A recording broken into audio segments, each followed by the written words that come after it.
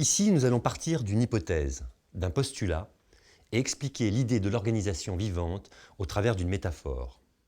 Nul besoin d'adhérer pleinement à cette croyance pour suivre et profiter de ce chapitre.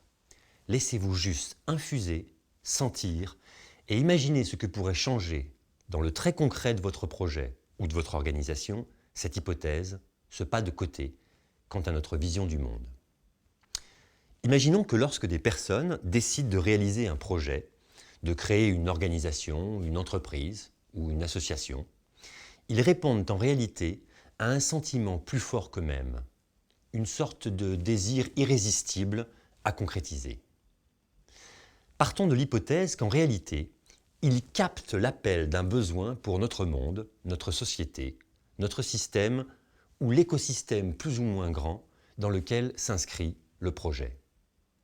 Ils captent un besoin qui cherche à prendre forme dans la matière en souhaitant s'incarner au travers d'une organisation.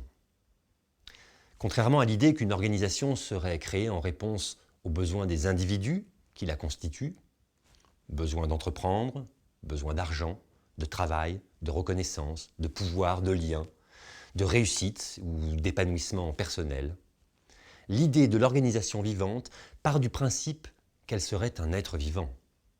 Une forme de vie autonome qui répondrait à un besoin d'exister pour développer sa proposition unique et singulière et contribuer par là même à un système plus grand dans lequel elle s'inscrit. Sur la base de cette hypothèse, sa création, son pilotage et son développement prend une toute autre nature qui vient mettre du sens sur ce que nous appelons la raison d'être de l'organisation.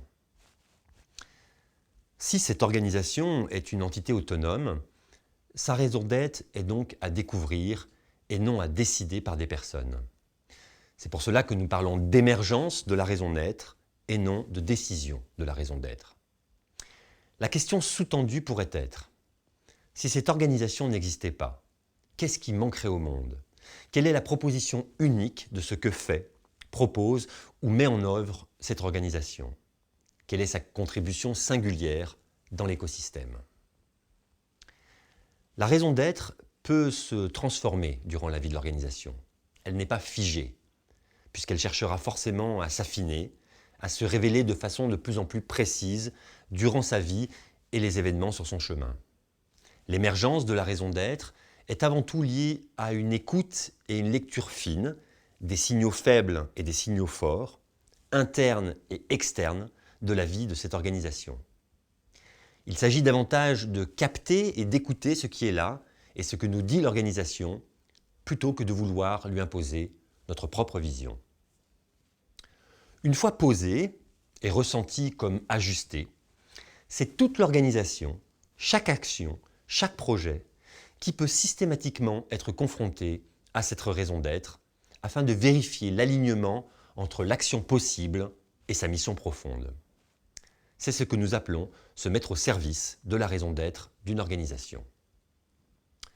Le fait de venir revisiter régulièrement la raison d'être nous permet de renforcer sans cesse notre spécificité, développer un savoir-faire unique sans nous perdre dans les différents chemins possibles que nos jeux pourraient souhaiter ou être tentés d'emprunter. La raison d'être est comme un guide précieux et ajusté pour nous aider à éviter l'éparpillement et le désir d'englober toutes les propositions possibles sur le secteur d'activité sur lequel l'organisation est positionnée.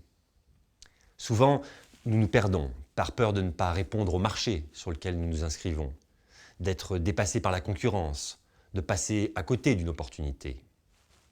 D'autres fois, ce sont nos désirs individuels de faire ce que nous voulons et non ce qui répond au mieux à la réalité du moment. Là encore, je suis invité à mettre de l'attention sur l'articulation entre mon je et son besoin d'individualité et le projet que je souhaite servir, le bien commun qu'il constitue. Ici, le projet n'est plus l'addition de la volonté des je qui le réalisent, mais l'existence et la croissance d'un tiers, l'organisation et sa raison d'être, qui fait boussole et qui existe en dehors de mon je veux.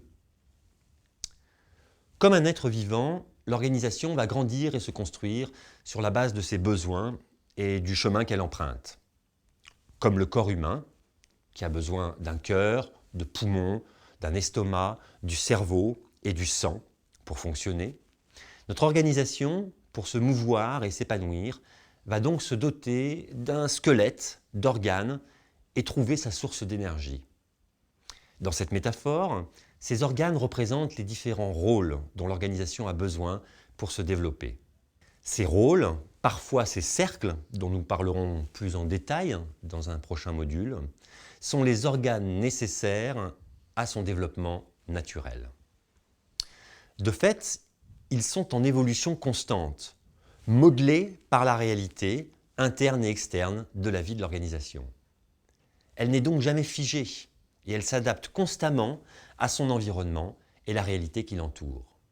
L'organisation trouve ainsi sa pleine liberté à s'inventer, à se réinventer même, pour satisfaire au mieux sa raison d'être et sa croissance, écrire son histoire.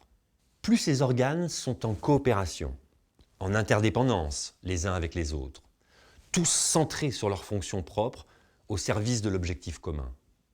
Plus ces organes auront émergé des besoins sur le chemin et non imaginés par des personnes pour contrôler ou induire la trajectoire, plus l'organisation sera agile, créative et performante. Les personnes qui œuvrent dans l'organisation sont un peu comme l'énergie qui donne la vie. Un squelette et les organes d'un être vivant ont besoin de l'énergie de vie pour se mettre en mouvement. C'est un peu notre fonction. Impulser de l'énergie dans le système afin qu'il se mette en mouvement et qu'il puisse réaliser ce pourquoi il est fait.